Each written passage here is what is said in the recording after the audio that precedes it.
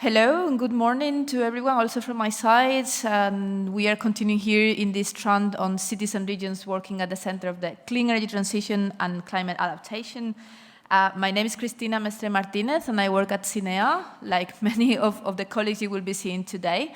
And we work in the team implementing projects on live clean energy transition and H2020, the legacy H2020 energy efficiency program. You heard already that CINEA manages a variety of funding programs that work on achieving ultimately the goals of the European Green Deal to become carbon neutral by 2050. And indeed, we have a number of programs supporting this. I wanted to give you a warm welcome to this session in which we'll present indeed the Remarkable project. The Remarkable project is one of our H2020 legacy projects that's still running, and indeed, I have with me today. I'm not gonna say a lot of stuff myself. I want to give the floor to the speakers. I would like to introduce to you to SEAMUS HOYNE. He is the principal investigator for Sustainable Development Research Institute within the Technological University of the Shannon. That's a long title.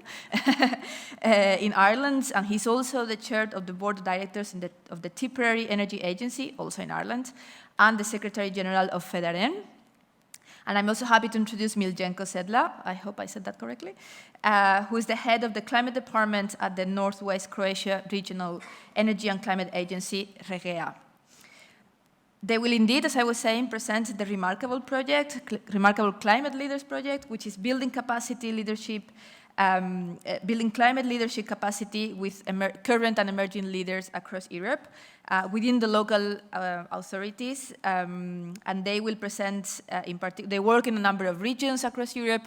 Today we will hear in particular the case of Croatia, and yeah, SEAMUS, if you want, please, the floor is yours.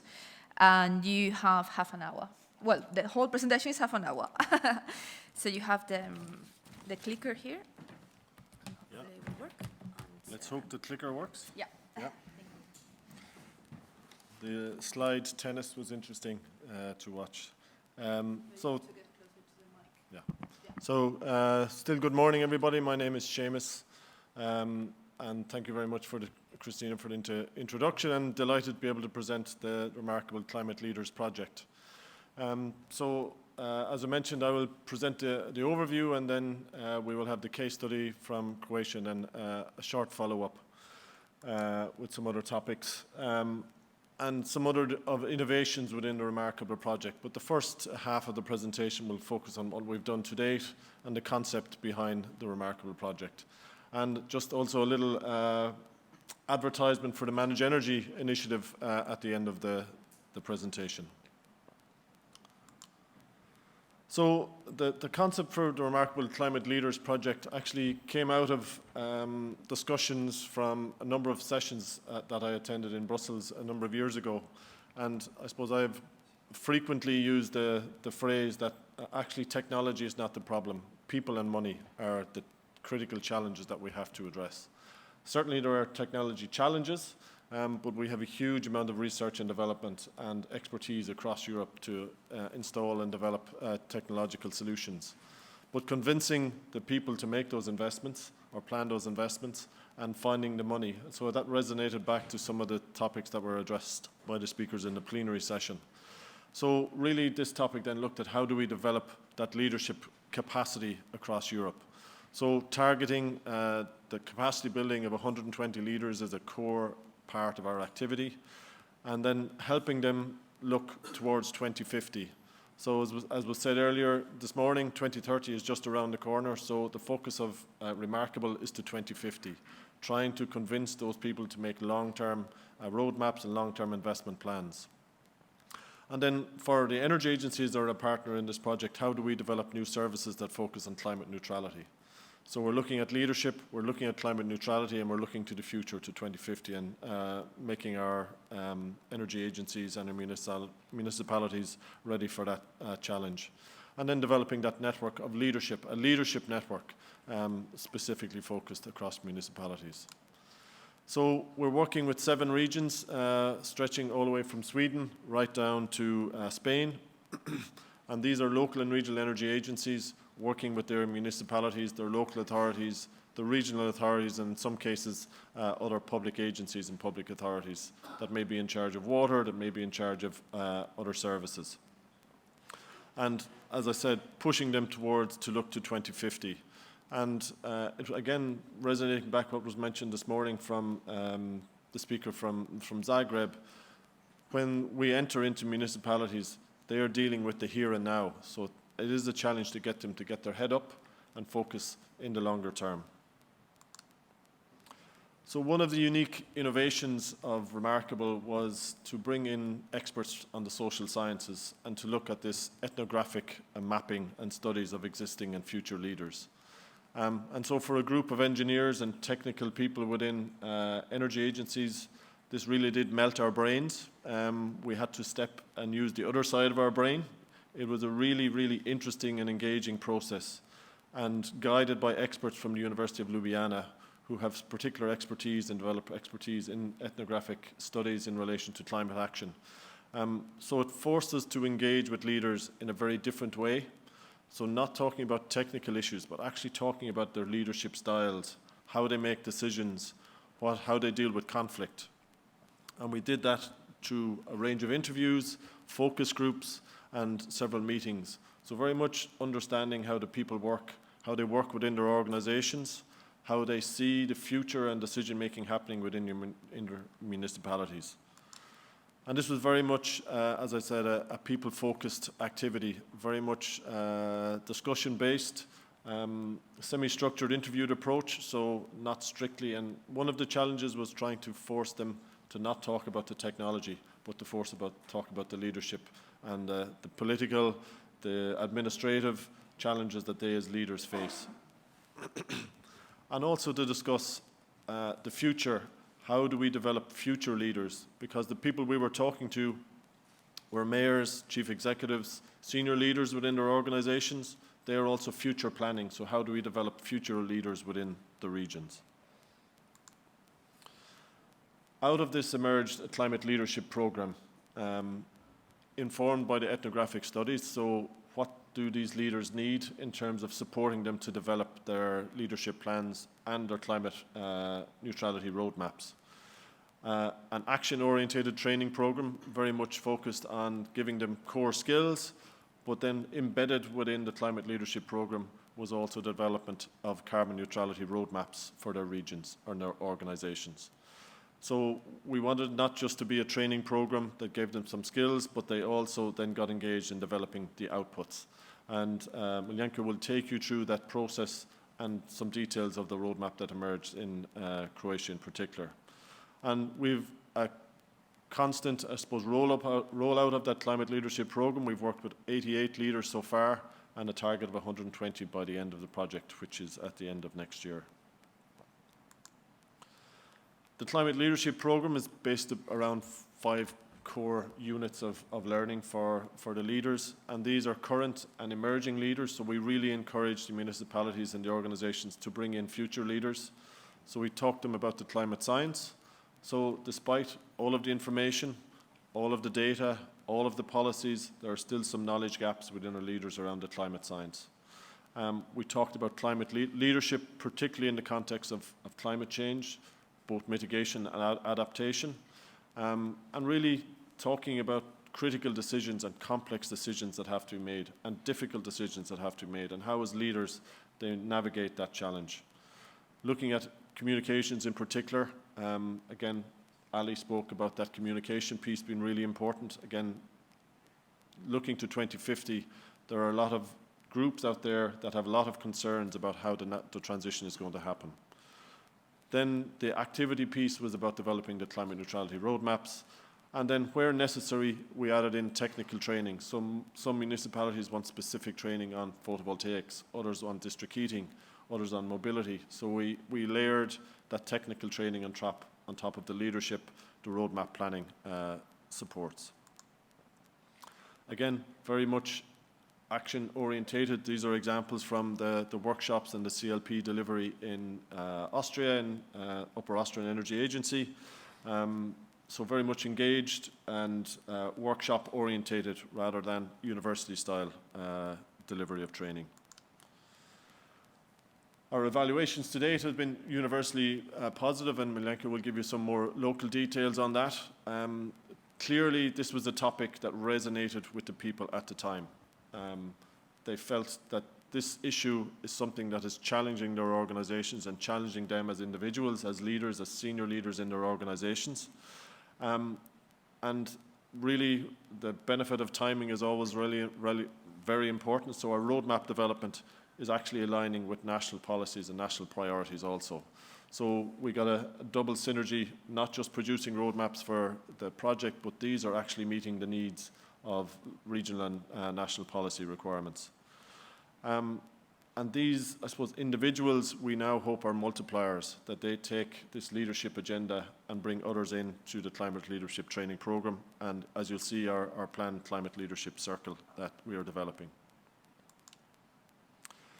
So the roadmaps are based around a framework, a particular template. As I mentioned, one of the challenges is getting them to look beyond some that may have been involved in CCAP processes and looking to 2030. Now they're looking to 2050. So there are a lot of ambiguities in planning to 2050. How do we gather the data that tells us where we need to be by 2050? Working off existing data and trying to do scenario planning, looking at what the investments might be and how we might fund those. So forcing innovation thinking across the local authorities and municipalities who typically work in 5-year plans, maybe 10-year plans. Now we're asking them to look to 2030. And the next phase then in supporting that, again, is providing services. So energy agencies have to continuously evolve and develop. So one of the critical components now is energy agencies developing a climate leadership road mapping service. So we're supporting other municipalities beyond the remarkable initial group to develop roadmaps. So we have to develop skills within the energy agency to do this longer term planning. So that is a service that all of the energy agencies have developed and will be offering beyond the project lifetime.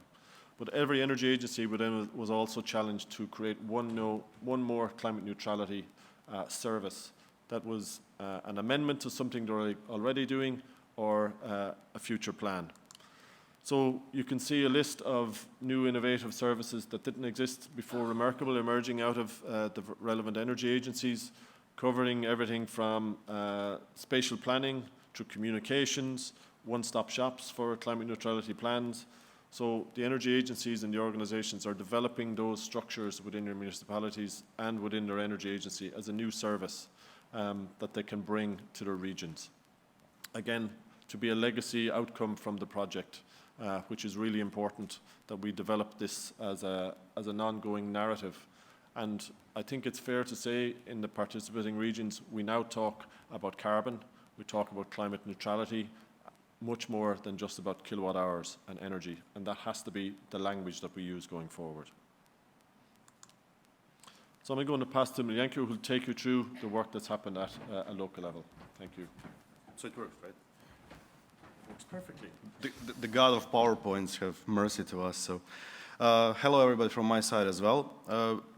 I remember when I first talked with SEAMUS on this project, on this different approach, I would say it was like, it sounded a bit crazy actually, because, you know, as SEAMUS mentioned, engineers and doing now a lot of how leadership skills and stuff like that. But it's okay actually, you know, going through the project, it really is more and more better. And I think that the key thing, key word I would say here is ownership and early engagement of the leaders, because they all know what they have to do. They all usually hire consultants and to do stuff for them. In this case, we are working with them from scratch, and that's what they really value. So I'm going to show you a bit on what we did in Croatia, so what we did in Zagreb. When we just started, actually, we thought it's going to be easy. You know, we know people who are, we call them, you know, enthusiasts in climate leaders. It's going to be easy to pick them and, you know, engage them in the project. Well, it was not really that easy. I mean, we are on a good number now. but there are still some ways we have to go. But that's what we needed and what we wanted out of them, and that they're like front runners. They do things other than other people are not working on. They are innovators in terms of how they are basically doing in their communities. The good thing is that they are able to deliver the message, so that they're being heard, that they know how to speak, and they have some charisma behind them, and of course that they have a certain reputation. So I mentioned that we are on a certain level now. It's going to be more and more hard, but I think spreading the word and them talking with other people and other potential leaders, it's a key for our success. So just a bit, Seamus already mentioned what we did and what is climate leadership program, so I'm not going to go in many details. So we did it actually online because Croatia is very scattered in terms of geography, so it was easier for us to do online. Participants were mayors, CEOs of companies, city advisors, officials, coming from NGOs as well, because we did have a lot of interest. I can tell you that what they really like is that the approach that we gave was quite different in terms of they really like to hear about the climate science. Seamus mentioned the circle of the things that we are running to climate leadership training, actually. So they felt that this is something different, that this was really cool for them as they gave us the overall a very positive feedback. So, they, as I mentioned, they really have shown interest to go deep into climate science. They were really into different facts. They didn't know a lot of things. That's also true, that they are constantly developing documents, some projects and stuff like that, and they didn't know why. And then we showed them some data, some numbers related to climate, and that it all kind of clicked in their heads, and they, had a better understanding of what we are doing and why we are doing that.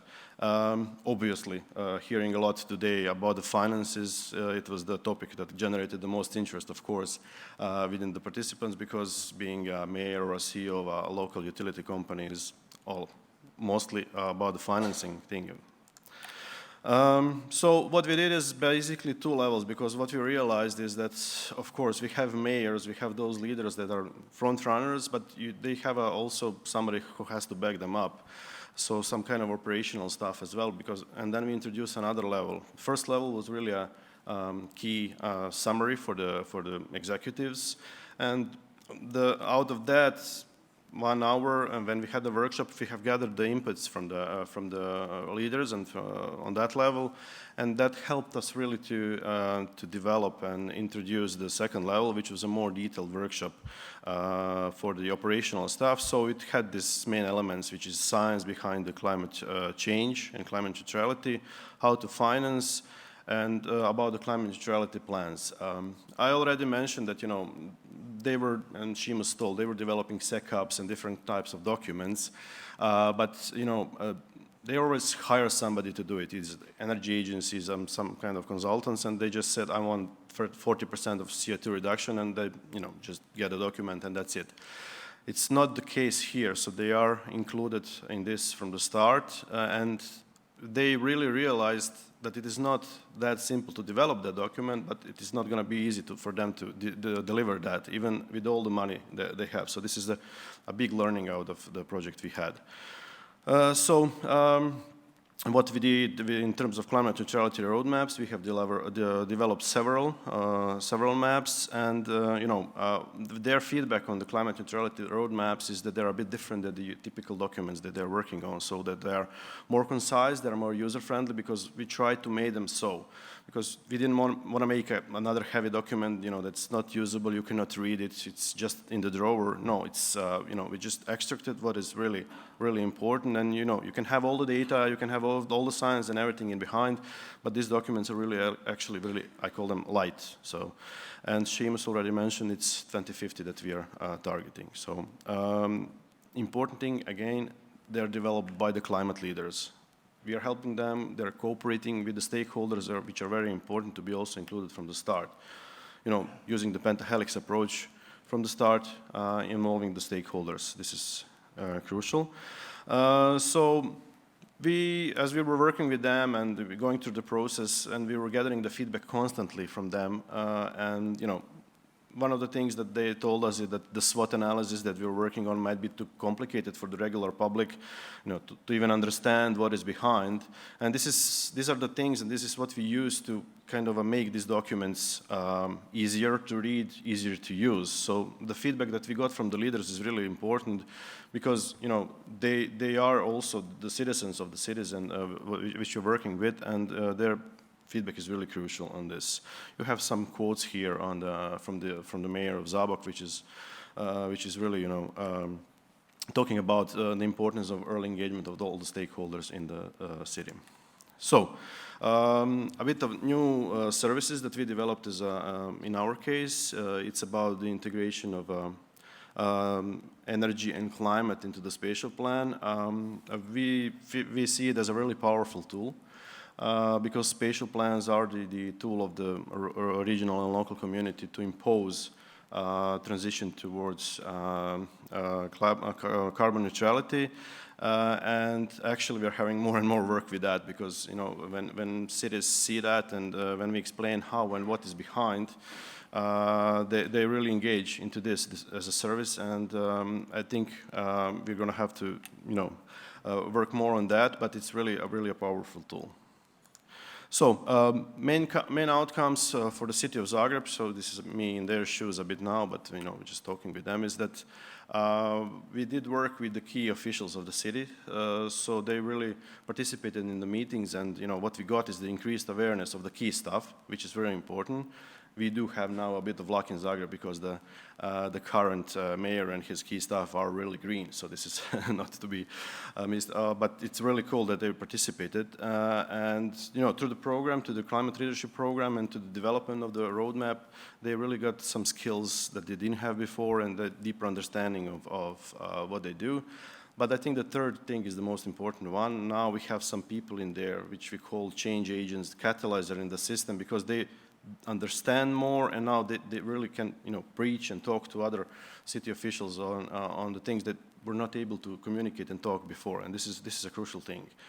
And the smoother transition and connection between the key goals of the administration and the carbon neutrality, because what we try to put in their head is that it is not solo thing. It is not the thing that we are looking at carbon neutrality, climate change adaptation as a solo thing, but it has to be embedded in all the processes. So they're now starting to think about how can we from scratch, if we start budgetary planning, if we start to do new developments, they are really taking this into account from the scratch. And what happened is that they were getting more and more ideas for projects, for new developments on how to improve our process as well, and this is when we figured that we did something good, because they started to think differently, and this is one of the key things. There is one cool thing as well that happened in Croatia. We have actually presented this in the Ministry of, which is in charge for energy and climate, and they really liked the project and liked the process we are having there. So what they now have is, they call it the Climate Officers Program on the national level, using a lot of things we have developed here. We're actually co-developing that with them. It's going to help really us, but it's going to help them as well to increase awareness and increase the I would say the key capabilities and awareness of the key stuff. And there are like a lot of potentials for replicate, because we have it's called the Croatian Community of Counties and Cities, and we have presented that there as well, and there's a lot of interest there. So I don't think we're going to have problems with any further replication, only maybe with time to do that. So yeah, that's it, Shims, from my side. It's you again. Thanks very much. And since we're here talking about it at an investment forum, we had to put some euros into the presentation, obviously. So we are critically looking at the development of future projects and investments, short and medium scale. So just briefly talk about those, and then the final few points. So these are just some examples that some of the partners have brought through. And these have emerged out of the climate neutrality roadmaps in terms of the discussions.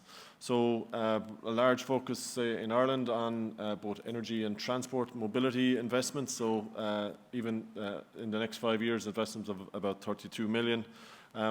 Carbon neutral district, So exactly what MILJENKO was talking about, a local authority, municipality region looking at an investment in a district and now has decided that is going to be a carbon neutral district. So that's built into the spatial planning, into the investment plans, accessing national funds to make that happen. In Spain, a large focus on PV, for example. Strangely, they seem to have a lot of solar energy, but also looking at energy communities, so deepening that investment with the citizens. And really, I suppose, one critical thing now is what we speak about very much, and this resonates also with managed energy. We're talking about investment programs, not projects. So long-term investment programs that happen over multiple years, multiple annual programs, multiple decades of investment. And that is really important. Again, it's a simple change in a word, but it has very significant implications in how the municipalities plan. We've also had some great fun and done some really innovative stuff. This was a week we spent in Austria this summer with some amazing young innovators and young leaders. We had just under 50 highly qualified young professionals, aged between 20 and 35, researchers, staff from energy agencies, from European associations, also international students. And they were presented with a range of challenges, climate neutrality challenges, and given 3 days to come up with a plan to solve those challenges. So everything from looking at energy communities, designing a new building, developing biomethane investment plans, so really diverse challenges. They were given a little bit of guidance by coaches, but they had to work really hard and then pitch their solutions to a jury. And I suppose, you sometimes work in this world and you get very stressed about all the things we have to do. But then you go to an event like these and you see these amazing young people who are the future leaders. And it gives you some hope and some confidence that we can address all the challenges. So a really innovative process, designed around hackathon kind of type approaches, but really pushing these people to work really hard. But also, as they were young people, they had a great amount of fun. And I suppose these are the future resource that we need to bring into our climate leadership program. So we've invited these into our climate leadership circle, and they can network with the existing leaders also. So that climate leadership circle is again trying to build this legacy beyond the project. So I suppose there's an open invitation. If you feel you have a climate leader in your municipality, in your region, in your organization, please do reach out to us. We will invite you into the family. We want to grow the circle internationally and through the various networks and supported by a LinkedIn platform. And the 7 regions will seek to grow and expand the climate leadership circle beyond the project. And we're also running a wide range of online seminars and conferences which you can follow through the website. So I suppose in conclusion, in terms of where we've got to so far, climate leadership is first really about communicating the challenge, but communicating in a positive way that we can provide solutions. It's about seizing the opportunities, and the climate neutrality challenge, Europe's ambition to 2050 is a huge amount of opportunity for Europe and our regions in terms of jobs, economic development, and social opportunities. It is about mobilizing the people, and that constant narrative through Remarkable has been about the people. How do we get the people to make the right decisions? And then planning that investment. I think as MILJENKO has shown, that thinking to 2050 is a challenge for municipalities and public authorities. So pushing them to do that is really important. And our roadmaps hopefully then provide that light roadmap to make those investments into the future. Just in conclusion, to connect with another initiative, which I suppose has a lot of synergies to Remarkable and lots of the other activities supporting local and regional authorities. The Managed Energy Initiative is supported through SENEA and the European Commission and designed to support local and regional energy agencies across Europe. I also happen to be the coordinator of the initiative on behalf of the Commission and SENEA. And again, a similar model of trying to build capacity in the local and regional energy agencies, covering topics like finance, market facilitation, one-stop shops, energy communities, building visibility of the work of local and regional energy agencies across Europe. There are over 3,000 staff working in energy agencies across Europe. If you had a foreign direct investment company with 3,000 staff in your region, you'd be really happy. So these are over 3,000 staff working across energy agencies all across Europe and trying to boost investment, so mobilizing investment in their localities.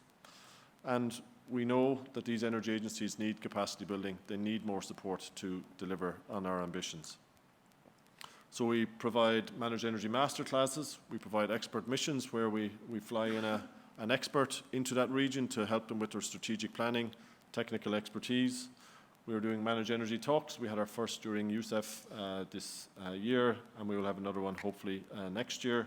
Online seminars, and we're also a new innovation this year, work shadowing, where we'll be bringing local authorities or emerging energy agencies to an established energy agency to really get under the hood of how an energy agency works and to support their growth and capacity building. So please do follow the Managed Energy Initiative on the website. We welcome you to engage. Even if you're not in managed energy, an energy agency, we can support and promote your activities at a local and regional level. And then I suppose finally the pitch from the remarkable project. Please do follow us, connect with us on LinkedIn, send your leaders to us. We really want to hear from them and engage with them. You know, we have a pool that we have worked with, but there are lots of other brilliant people out there that we want to engage with to develop this concept further. And happy to hear from people over coffee, over lunch today. Thanks very much.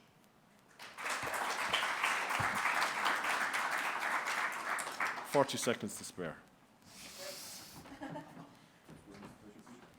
Yeah, you can sit there. Yeah, because now we would like to open the floor for questions from the audience. I also remind the followers that are following the events online via streaming to also ask questions. I have the chat right in front of me, so you're free to ask questions also on the chat. Yeah, opening the floor now. No, can't see any hands for the moment. Okay, I see a hand. Hi, Marika, good morning, or afternoon now. The mic is coming your way, so. Thank you. My name is Marika Rasha. I'm working a consulting company on energy planning issues in municipalities. And I was wondering, if you could maybe elaborate a little bit more about these climate neutrality roadmaps and what's the difference between the roadmap and the SECAP and how this actually goes hand in hand between, I don't know if City of Zagreb has already, for example, SECAP approved, and if yes, so how these two documents interrelate and yeah, how this works. Thanks. It works? Yeah, it works. I mean, Zagreb has a SECAP from 2019 already, but and we actually used that SECAP a lot when we were developing the roadmap. But as I mentioned in my talk earlier, this is the roadmaps have a longer outlook. That's the one thing. The other thing is they're not that heavy in terms of content. They're more of something that the leaders will use, you know, when talking around, going, and it's more easier to digest. So it's kind of more of an executive summary of what the programs for the 2050 will look like and what they want to do with that. So, and that's one thing in terms of content. The other thing is actually they really are taking a part in development of the roadmap. From start, them as leaders and their key staff. This is a crucial thing, I would say, for this. In terms of the data which is behind, it's also lighter. And it's not that complicated actually to use. If you would compare having a roadmap and a SECAP, it would be easier to digest and see what's the vision of the city. That's in mind. I don't know, Shims, whether you wanted to add something, but this is the key differences.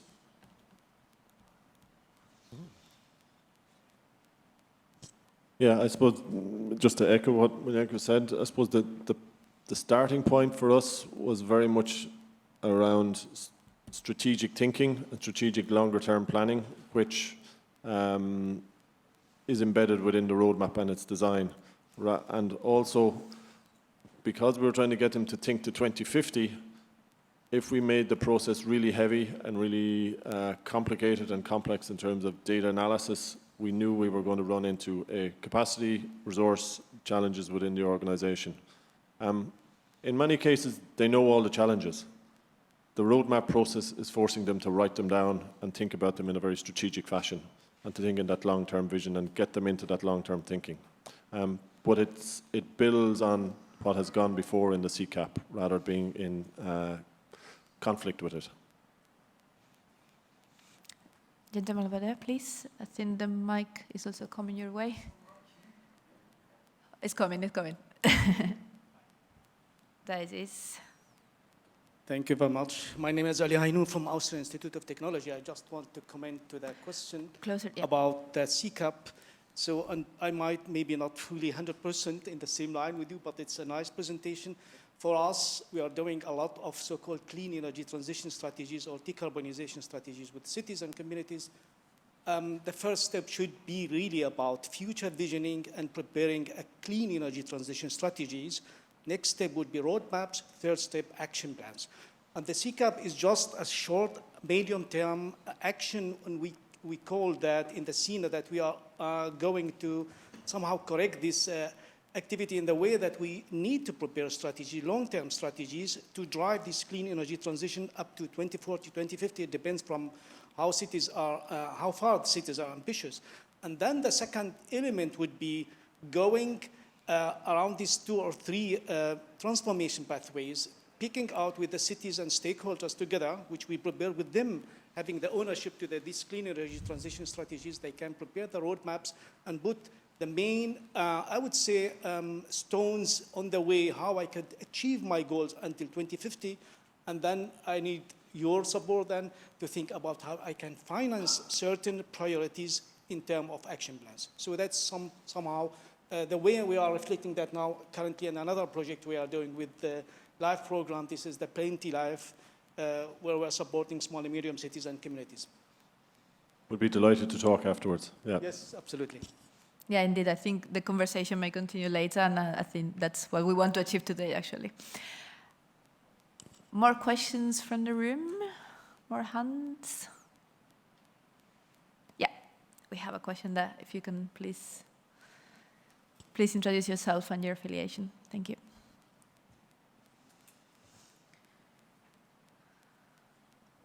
Thank you.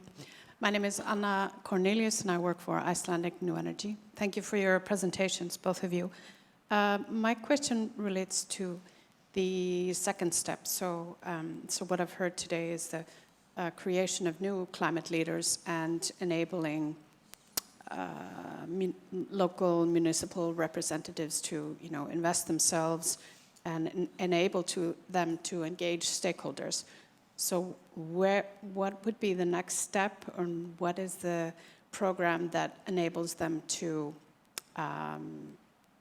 renew their knowledge and keep up to date? And do you see where I'm going with this? Yeah, and I think that the evolution of that is slightly different in each of the partner regions. As MILJENKO mentioned, there's now an initiative looking at a national level, which is exactly what we want to happen. And similar is happening in Ireland. The government established climate action regional offices previously. We would, in my university and Tipperary Energy Agency, delivered climate action training to them. Now we're layering the climate leadership program on top of that. So that is going to be delivered on a regular basis throughout the country through the climate action regional offices.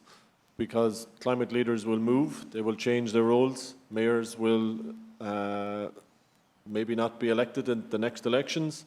So we need to continuously renew this capacity and this knowledge and update both the climate science and the urgency, but also as new technologies and new financing schemes emerging, we need to renew that. So I suppose our ambition in each of the regions is to find the pathway that we continue that updating. We've tried to engage those future leaders also, so those younger senior managers, senior officials within municipalities. We hope they become chief executives and heads of department So they need that continued support and capacity. So I suppose the structures for embedding the outcomes for Remarkable at the local and regional national level are slightly different depending on the context in each of the countries. And you mentioned the establishment of the climate officers program.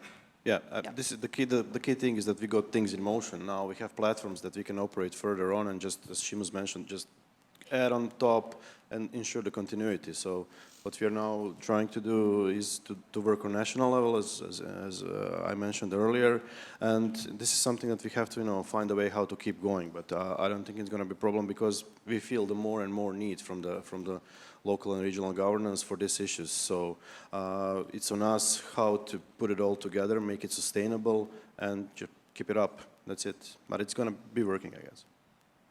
And I think that to add to that, the continuation of the services that you're setting up indeed within the project is quite key to ensure indeed the sustainability over time. Yeah, indeed, after the project lifetime. So, yeah. We have still a bit of time for more questions. If more questions, I'm looking at the chat as well. I don't see anything coming in, but from the room, we still have 5 more minutes, or a bit less, but. For lunch. Yeah, I'm standing between you and lunch now. Maybe on my side, I mean, maybe for SEAMUS or both of you, because I guess also within Croatia, there's very, very different natures of municipalities. You have very touristic areas, for instance, not so touristic areas, but as a general question, I guess it's safe to assume that leadership looks very different across the different territories that you're working on. What has been the most striking difference that maybe has actually led to different ways of implementing your actions? What are the differences among leaders that you're working with? I can tell you from our example is that honestly there was already some, let's call it a climate leadership in the areas that are currently most vulnerable to different climate change effects. So what we've seen is that from the coastal part of Croatia, the leaders were more ambitious. They were more aware of what is going on because they had a pressing issue already present there. And some other municipalities which are not so prone to some different climate change effects, they were a bit, not on that level yet. And because they already started to talk and think between them and think differently, what can we do to improve our position and our conditions. So they're like, this is one of the things that we have seen in the work with the leaders, because we have very diverse areas also in Croatia. Others have different, I would say, even in terms of different problems, in terms of what they're worrying. But for example, planning, urban planning, spatial planning, how to integrate the energy and climate into spatial plans, and how to use those tools. So those are, I would say, from our perspective, is the 2 most important things.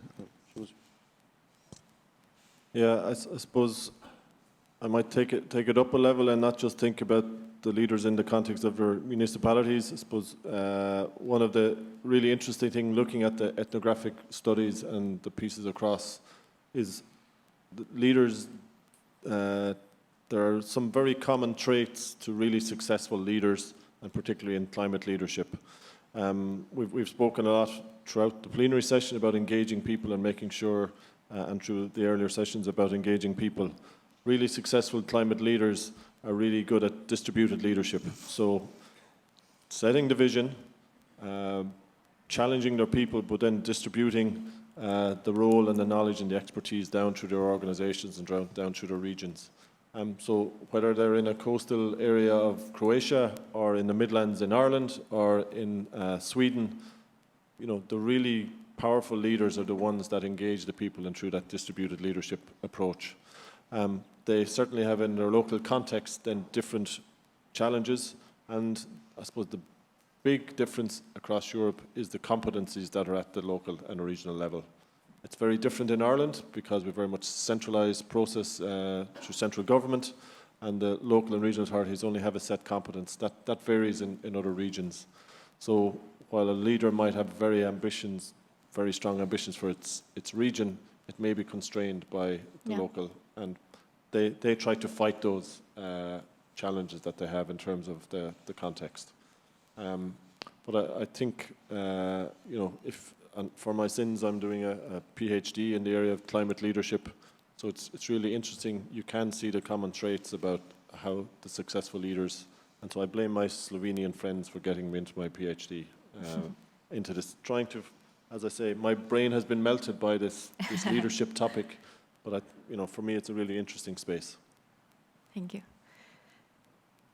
Looking once again at the room, but yeah, I see everyone is either hungry or satisfied with the presentation. I think, both. Just before we conclude, I think we've heard two invitations here to remain engaged, both with the Remarkable project, but also with the Managed Energy initiative. So I invite you to look at the websites and also to keep the conversation going now. We will have a few opportunities, and the first one will come now during lunch, which will happen right outside.